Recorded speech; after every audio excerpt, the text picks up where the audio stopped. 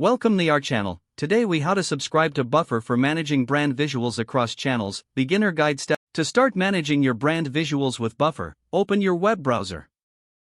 Type buffer.com into the address bar and press enter. You'll arrive at the Buffer homepage. Look for the Get Started button and click it. You'll be prompted to create an account. Input your email address in the designated field. Create a strong password that you'll remember. Click on Continue to move to the next step. You may be given the option to sign up using Google or other social accounts. If you prefer this method, click on the corresponding button. After registration, check your email for a verification link. Open your email and click the link to verify your account. Return to the Buffer website after verification. Now, log in using your email and password. Once logged in, you'll see an overview of Buffer's features. Look for the pricing section in the menu.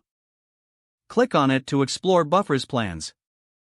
Select the plan that best fits your brand's needs. Click on Get Started under your chosen plan. You'll be asked for payment information.